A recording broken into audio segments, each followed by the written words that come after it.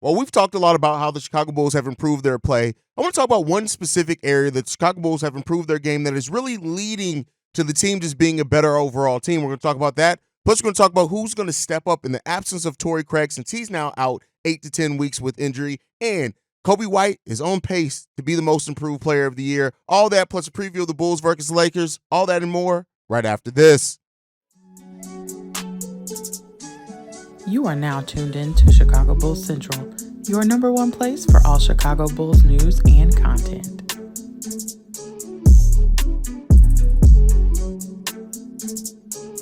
What's going on, Bulls fans? Welcome to another episode of Chicago Bulls Central, your number one spot for everything Chicago Bulls related. I'm the host, Sarah Hayes. More importantly, you guys can follow the channel at Bulls Central Pod on every single social media platform we happen to be on. With that being said, let's go ahead and get into the content for today. So I want to talk about one of the areas that the Chicago Bulls have improved in. We're going to go over some numbers, but I'm going to key in on one area. So over the last 9 games, the Chicago Bulls have been ranked 12th in offensive rating at 119.1. We're also ranked 13th in the defensive rating at 115.8. Then when you look at our net rating, we're actually 10th overall over those 9 games across the NBA with a net rating of 3.4, meaning the Chicago Bulls are putting up 3.4 points more. And so right now we are on pace to just be a solid enough offense and a solid enough defense. We have the net rating of a team that typically makes the playoffs, and that is something that we haven't had for the most part in a lot of times. And the Chicago Bulls are playing much differently. Our assist percentage, 63% of our buckets are assisted on. That's good enough for 13th in the NBA, top half of the NBA.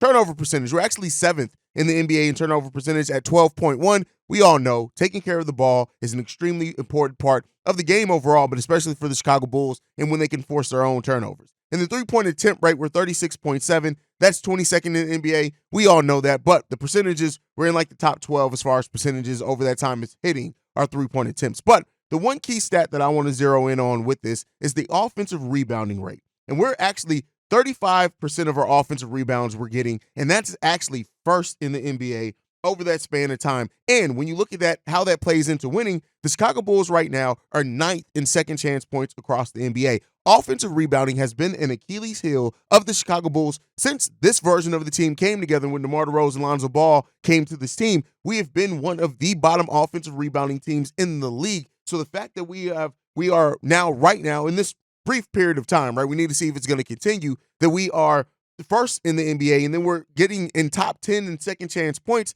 That is doing a couple of different things, right?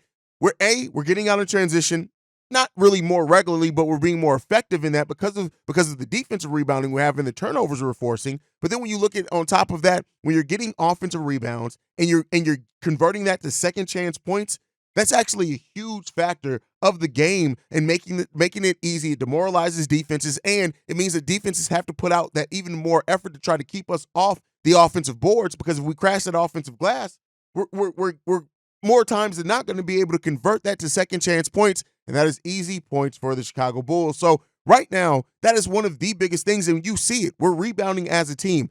Patrick Williams has been getting more putbacks, right? Coby White's somebody who, surprisingly enough, is being a dog on the offensive rebounds at times as well, getting those where he can, and is playing a big part of it right now. And so when you look at the Chicago Bulls team and just how we're starting to evolve, and you have to start looking at those nitty-gritty stats, is what I call them, over the course of that time, because guess what? The Bulls are doing and converting those things, and it's making the game easier on the Chicago Bulls, and that's not something that you want to overlook at all. So if the Bulls can continue this, it's going to put us in a position to keep getting easy points, easy baskets, and if we keep pairing that with the things that we have been doing it with getting out in transition, with hitting our three-point shots at a decent rate and clip, right? Being more in the top half around league average as far as making three-point attempts and three-point makes, that's something that's going to benefit the Chicago Bulls. So offensive rebounding, we're seeing also Nikola Vucevic play better over this period of time. He's playing back like a top 10 center when you look at his averages here over the last 9-10 games.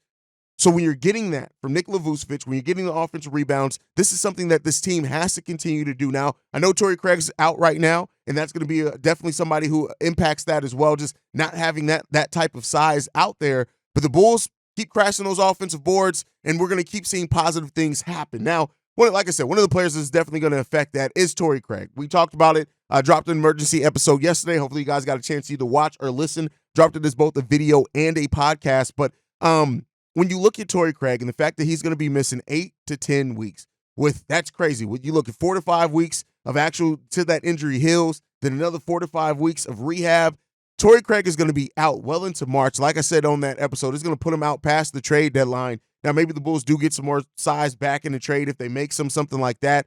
But the key thing that you have to look at is who's going to now step up with Torrey Craig being gone. And there are a couple of different candidates. We've talked a little bit about them all in that, but I'm going to kind of bring it back here. I'd focus a lot on Dalen Terry and Julian Phillips because those are the two players that are right now on this roster. A lot of you guys also brought up the chances of Adama Sanogo kind of being brought up. Pat brought it up over on Locked On Bulls as well. And I want to talk about that, right? So right now we're seeing Billy Donovan really shrink that rotation back to the 5 to 8 man rotation. I'm sorry, not 5 to 8 man, the 8 to 9 man rotation, right? That's what we're seeing. So you're looking at the starting 5 of Coby White, Alex Caruso, or Io, who's ever in there, but we'll just say Alex Caruso for this one. Coby White, Alex Caruso, DeMar DeRozan, Patrick Williams, Nikola Vucevic. That's your starting 5. And then you're looking at add to that Ayo Dosunmu, Javon Carter, Andre Drummond. That is your 8-man rotation basically right now for the Chicago Bulls. And this is more typical of what we've seen Billy Donovan do. Now, usually Billy Donovan has a solid 8-man rotation with the 9th or 10th guy kind of stepping in there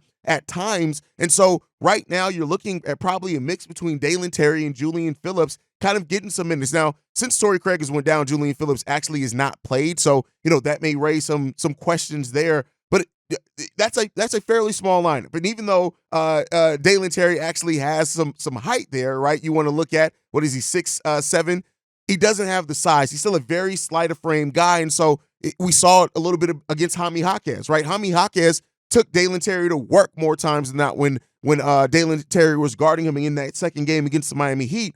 So it brings some questions is Julian Phillips going to get a crack at it? Now, we've seen Julian Phillips get some tick, right? Not necessarily anything consistent, but we've seen him have. It seems like Billy Donovan had like a 4 to 6 minute limit when it came to Julian Phillips. There's also Terry Taylor, who's still undersized at 6'4", but he's a really good rebounder for his size. He plays that power forward position even at 6'4", which is crazy. But he hasn't played a lot for the Chicago Bulls either in the season. He's really a back end of the bench player so far for the Chicago Bulls. And then people have asked that question of, can Adama Sanogo come in, who's been absolutely killing it, averaging basically 20 and 11 down in the G League, really adapting well to that G League game, really has adapted well to the speed and, that type of thing of the G League game. So Adama Sanogo, I'm just going to put it here as an outside chance that we may see him called up eventually if the Bulls' lack of size really starts becoming an issue. I just don't think he's going to be somebody that you see relied on heavily right away. I think the two biggest candidates in that are going to be Dalen Terry and Julian Phillips, and one of them is going to get a consistent, and it may fluctuate back and forth, but 8 to 10 minutes a game. And so when you look at that, you got to ask yourself the question of who offers the best situation. Now, Dalen Terry, 6'7", right at 200 pounds now. He's added some weight since he came in the NBA. Julian Phillips is 6'8" with an over 7-foot wingspan, which I think Dalen Terry has a close to 7-foot wingspan as well. But he's 200 pounds, so you're looking at that as well as it. Now, Julian Phillips has played in 15 minutes so far. He's averaged 4.5 minutes per game over that. Nothing crazy on the stat line even worth mentioning to talk about. It's a Tony Snell stat line, but that's not because of him. That's because of the role, right? I'm not saying that. But Julian Phillips, I think, offers the best chance of a mix of defense, rebounding, and some scoring ability. Now, especially with the Bulls getting out in transition, now he's not somebody who can generate a fast break like Dalen Terry can, because Dalen Terry is really good at passing him the fast break, just half court, not so much. But you have to ask that question, who's going to step up? Because one of these guys is going to be getting minutes each and every night. Now, it may go back and forth between the two of them, but somebody's going to be getting those minutes because that's just how it works in Billy Donovan's offense. So, listen, when it comes down to it, I'm not mad at the fact that Billy Donovan goes with whatever the matchup is, who's playing the best, but give these young guys a chance. And that is something that is important over this stretch for the Chicago Bulls either way. And even with like Alex Caruso being listed as questionable for today's game, I think he was actually upgraded to probable. Even with that said, if he does sit in any games, that raises even more question. You have to use one of these young guys that just hasn't played a lot of minutes for you. And so when it comes down to that, even Patrick Williams listed as probable as well, so you got that question there. But you're going to have to start building in the character of these young guys. You're going to have to start building them up to where you can, if you need to rely on them, you actually know what they can bring and they have some confidence in them. And that's something that I really hope Billy Donovan is thinking about and this coaching staff is thinking about overall. You want to start building confidence in those young guys. You already want to do that anyway. But now when you have two key players, Patrick Williams locked in as the starting four, but if him or Alex Caruso can't go a game because of their injuries or anything happens, you're now at that point where you're going to be forced to play one of these first or second year players heavy minutes, and you want them to be prepared. You don't want them to be like deer caught in headlights when you have to rely on them. So that's something to look out for going forth in the rest of this short period of time is how much does Billy Donovan start future projecting and looking at building some of the confidence, because Torrey Craig is playing 21 minutes per game. Now, some of that's going to be spread out through who have already talked about. Andre Drummond may get a couple of more minutes. Javon may get a couple more minutes. Io's going to get a couple of more minutes. Hell, we saw Alex Caruso play 31 minutes off the bench for the Chicago Bulls in the last game against the Philadelphia 76ers. But especially when that player is banged up as well, you want to start kind of spreading that out some. So let's keep a look at that. I think that both these young guys have shown ability to be ready in certain areas, but still, some concerns there. But we'll see how that steps up and who steps up in the absence of Torrey Craig. Let me know what you guys think on that down below. But with that said, yesterday actually kicked off all-star voting around the NBA, and we've talked about the need to show up for Coby White to make people take notice of the season that Coby White's having. So make sure you guys are voting. But in that, FanDuel actually came out with their odds for the most improved player of the year. And so Coby White is coming in at fourth so far right now. Tyrese Maxey has the best odds, Alfred Sengun and Scotty Barnes, and then you have Coby White and then Tyrese Halliburton following him up. Now, Tyrese Halliburton, who had a great season last year, may find it a little bit harder to win most improved player of the year. But when you look at the other players, Tyrese Maxey's on a team that was top 3 in the Eastern Conference. That storyline on the national media stage we've talked about is a big part of winning most improved player. It's kind of built in there for him. So Tyrese Maxey being number 1 on this list, I can kind of understand for sure. When you look at, as well, Alfred Sengun being listed as second on that list, here's the thing. Alfred Sengun has been knocking on that door for a while there. The Houston Rockets, despite everything and people having doubt on that team, they're 9th right now in the Western Conference. They have a over 500 record at 13-1. That storyline is kind of built in for him as well, but I don't think that is in the area, him or Scotty Barnes, are in the area where Coby can't pass them up, because I think Alfred, you guys know, I've talked about Alfred Sengun for years here. I would love Sengun on this team, and he's having an amazing season. I don't want to take away from that. He's leading the Houston Rockets in scoring. He's leading them in rebounding. He's playing an extremely good brand of basketball this year. And Scotty Barnes, Scotty Barnes has always been one of those players that people take notice of because he's on the Toronto Raptors. But I still look at that and say, listen, Scotty Barnes is playing all right. Don't get me wrong. He's averaging 20.3 points per game, but I don't think he's having a better season than Coby White. Coby White even being on this list to kind of start on the initial list, I think is a really good thing. And as we see Coby White get more notice on that national stage, Alex Caruso, the Bulls posted a video of Alex Caruso trying to campaign for Coby White to get into the three-point contest on top of all-star voting. Let's make sure that we support, because Coby White has a legitimate shot at winning that most improved player of the year. I do think right now, just being fair, not being a homer, Tyrese Maxey probably has a little bit of a leg up on him, but being who he plays with, that makes sense in their record. But we got to make sure that we support Coby White. And if he keeps this streak up that he's going and just being an absolute killer in important moments, Coby White's going to get in that list. I'm not too overly worried about it, because, I think he's going to get in there. But at the end of the day, the season that Coby White's having, and like I said, I'm going to keep saying, I don't care if it's beating a dead horse, Coby White deserves to be on that list. Coby White deserves to be a player that is talked about even amongst everything else that's going on right now with the Chicago Bulls. He deserves it. And he is playing extremely well right now and ascending to that all-star level. And that's not something that you want to take and anybody else should take lightly. And if you are taking our guy lightly, I'm telling you right now, you're going to have a long shot ahead of you. Coby White is coming for it all, and he's playing like a star right now. Now, the Bulls do have a game tonight against the Los Angeles Lakers, and this is a team that I think a lot of Bulls fans have kind of said, oh, we're going to get this win, right? We're going to get this win. And I think that it's kind of looked around the Lakers, who won the initial in-season tournament. They hung a banner up for that. Am I the only one that's kind of weirded out by the Los Angeles Lakers hanging up a banner next to championship banners for an in-season tournament? Is that just me? All right, maybe it's just me. But the Los Angeles Lakers are 15-12 on the season right now. When you look at that, they are a team that's playing better than the Chicago Bulls. They're 2-2 in their last 4, but they're 7-3 in their last 10. LeBron James is leading the team in scoring at 25 points per game. He's leading them in assists at 7.2 a game, and he's leading them at steals at 1.5 per game. And then you're looking at AD. While he's no slouch scoring, he's 24.2, right behind LeBron James. He's leading them in rebounds at 12.6 and in blocks at 2.6 blocks per game. This is going to be a game where the Bulls are going to be tested. And the Los Angeles Lakers, even though they're not this team that people look at as necessarily being a championship contender or anything like that, right now, people didn't look at them as having the ability to make it as far as what they did a couple of years ago either. But at the end of the day, the Lakers are a team that's playing a better brand of basketball than they have been playing a better brand of basketball for the season than the Chicago Bulls. But I think this recent stretch for the Bulls have shown, especially if we have Alex Caruso healthy, Patrick Williams is going to be healthy. Hopefully they play in this game tonight. The Bulls can compete with the Lakers, but it comes down to the things that the Chicago Bulls can control. The defense. We have to continue playing our brand of defense, especially against a team against the Los Angeles Lakers. They got it coming from LeBron. They got it coming from AD. But even outside of that, they got D'Angelo Russell there, who is a player that if you take him lightly, can drop points on your head, right? They got that. They got Austin Reeves, who's a solid enough player as well, who, these players are rumored to be coming to the Bulls if Zach LaVine's traded there. And this is also a deep team. They go far into their bench. They have more players averaging 20 minutes per game than any other team in the NBA. So that's a key part in that as well. It's going to come through them trying to do it by their depth. And the Chicago Bulls, with our now shorting lineup with Torrey Craig being out, we have to make sure that we're executing. If we can force turnovers, that's going to be a thing that helps the Chicago Bulls as well. But you do not want to allow or overlook the Los Angeles Lakers. And I think some Bulls fans are just overlooking that matchup and making it seem like because we're at home, it's going to be easy.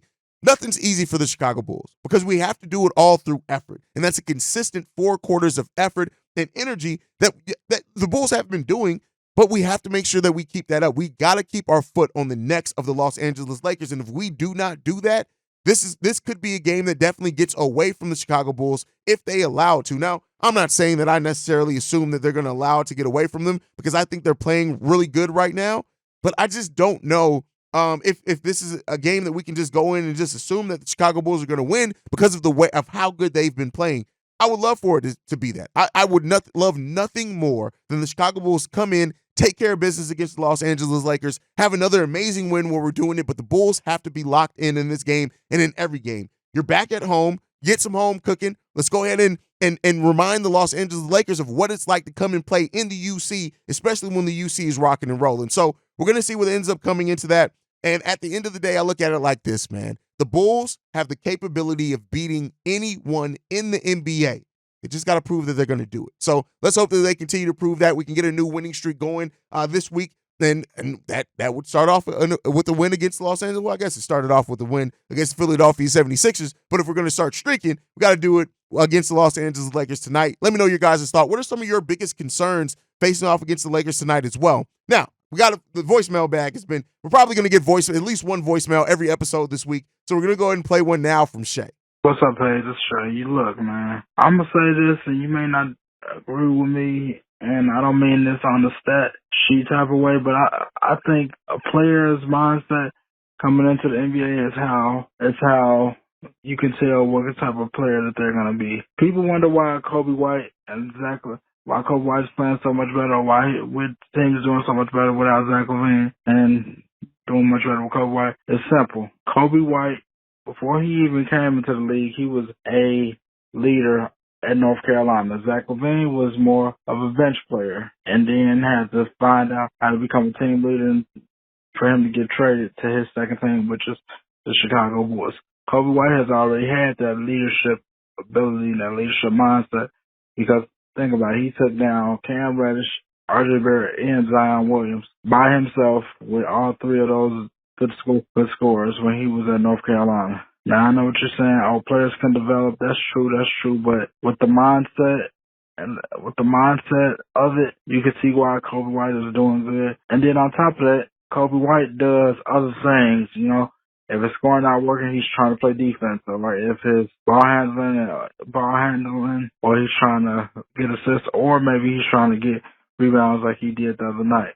You know what I mean? So, I'm not too surprised that Coby White has turned out to be a much better leader than Zach LaVine. And when you think about it, a player's mindset in college shows you what type of player he's going to be in the NBA. Like I said, not necessarily stat-wise, but, for example, like Joakim Noah. Joakim Noah showed that he was a leader back at Florida, and then he showed he was a leader on this Bulls team when Derrick Rose went down. You know what I'm saying? So that's why we're playing much better with Coby White more than Zach LaVine. That's just my opinion. Anyway, tell me what you think. Peace. So Shay talking about Coby White and kind of that conversation of Coby White and Zach LaVine, and even they're saying being a leader, and Coby White has been a leader, and we're seeing him grow as a leader on the NBA stage at 23 years old. And so we don't have any. You mentioned Joakim Noah on this email. We don't have that type of leader yet on this team. But if Coby White can turn into that while also being a big factor in the scoring and things like that, what he's been bringing, Coby White's been bringing defensive intensity, drawing charges, right, stepping up when big shots are needed, all those type of things. What we're seeing Coby White turn into right now is an amazing player. And so I know I kind of started this conversation over on a live stream of asking, does Coby White right now impact winning more than what we've seen Zach LaVine doing? And I got to say this, yes. To me, yes, I think that what we've seen from Coby White, we're seeing a player that is having a bigger impact on winning than at times what Zach LaVine has had. And that's not a knock on Zach LaVine. I think Coby White is already showing that he has the ability to be a better leader than what Zach LaVine ever was. Zach LaVine was more of I'm about to go drop some points on these guys next year. I'll follow my lead there. But we're seeing Coby turn into a vocal leader. He's checking guys. He's motivating guys. He's doing that type of thing. But then also the effort that Coby White gives defensively. And that's not something I want to overlook either. Coby White gives effort defensively, and that's something that we saw grow over the last 2 seasons prior to this one, and we're seeing the full total realization of it. And he's giving that while still giving the effort that he gives offensively. How much do we talk about how a player, when they take on a big load offensively or defensively, maybe not having enough in the tank to kind of give that effort defensively? Nobody's saying that Coby White's turned into a lockdown defender, because that he is not. But he has turned into a well enough defender to where his defense is also impacting games at the same time his offense is. That's one of the things that I appreciate most about this run of Coby and how he's gotten to where he's gotten at the same time.